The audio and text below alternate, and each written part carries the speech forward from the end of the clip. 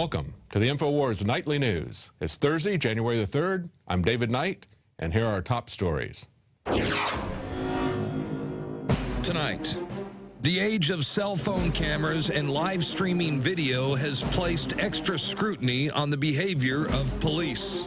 And Texas cop Nicholas Juarez will arrest you if you dare to film him. Then, the Bilderberg elite are also angry over constant exposure. And quick draw Obama goes for immigration reform and strict gun control as the battle for the Republic continues. Up next on the InfoWars Nightly News.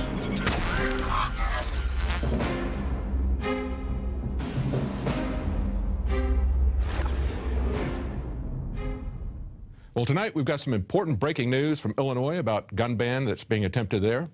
Alex Jones is going to be filling us in on that. But before we get started, let's cover some of the breaking news nationally. You know, a lot of people have been watching football this last week, but some people are watching the football fans.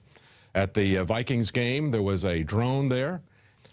Well, it's not clear whose drone it was. The TSA is saying it wasn't their drone, but the TSA was there, wearing guns, feeling people up like they do at the airport.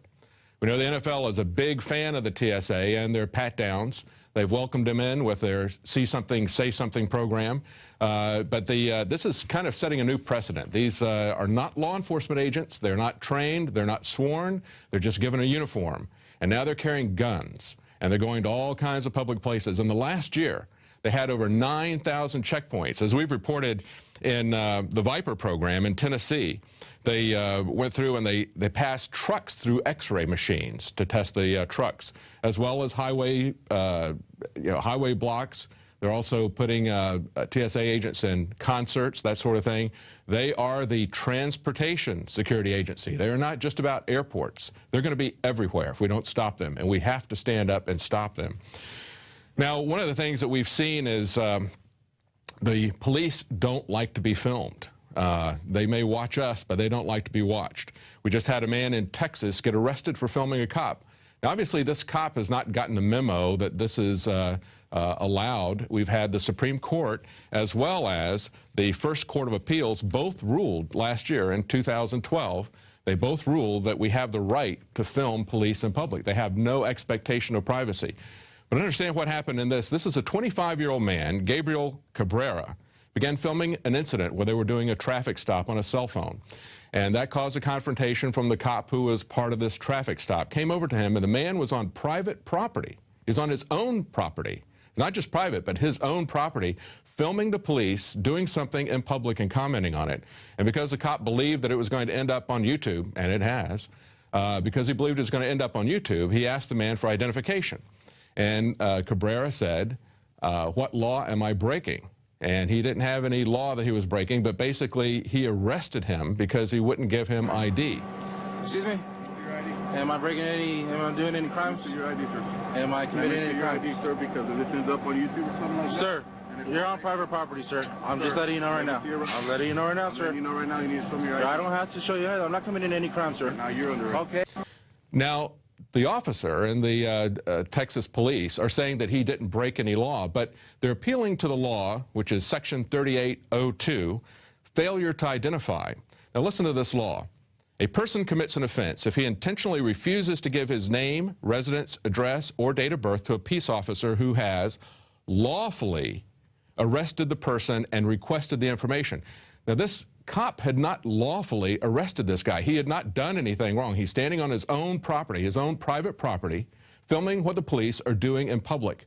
That is not a violation of anything he needs to be arrested for. And the cop arrested him for not giving him ID.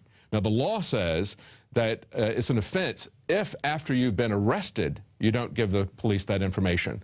But in this case, that clearly didn't apply. Nevertheless, Assistant Police Chief Alberto Martinez told news station KRIS-TV that he didn't see anything wrong with the officer's actions.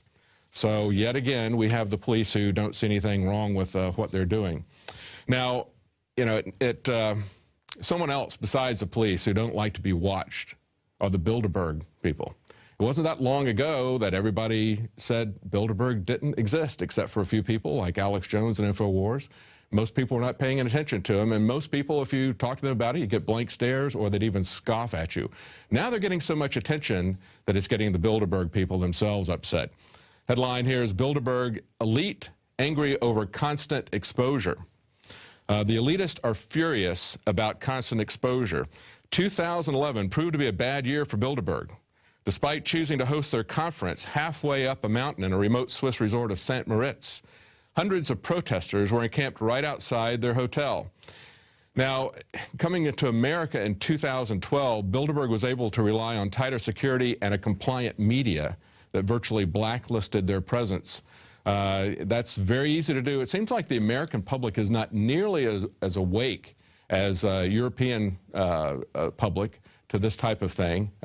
In some respects, they're a little bit further along than we are in terms of oppression, because Goldman Sachs has been able to depose democratically elected premiers in Italy and in Greece, that sort of thing, and put Goldman Sachs bankers in their place.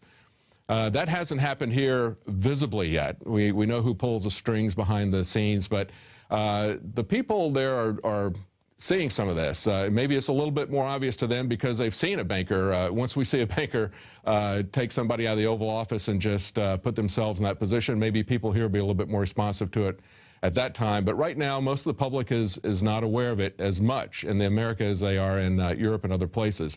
So they had a lot of press coverage there. They feel like they've been exposed, and you have to ask yourself, why do they act like they're a pastor who's trying to sneak into a topless bar when they go to these Bilderberg conferences? They're very much ashamed of what it is that they're doing. I think Jesus had a good commentary on it. He said, this is judgment, that light has come into the world, and men love the darkness rather than the light because their deeds are evil. The Bilderberg people know what they're doing. They know they're being watched. They don't like to be exposed, and neither do cops who are doing the wrong thing. You know, the cop who was up in Rochester, New York, that Jason Burmis filmed, he was not telling him to turn off the camera because he wasn't doing anything wrong. That officer was defending the Constitution. But when cops are doing the wrong thing, they don't like to be filmed, and neither does Bilderberg when they're being filmed.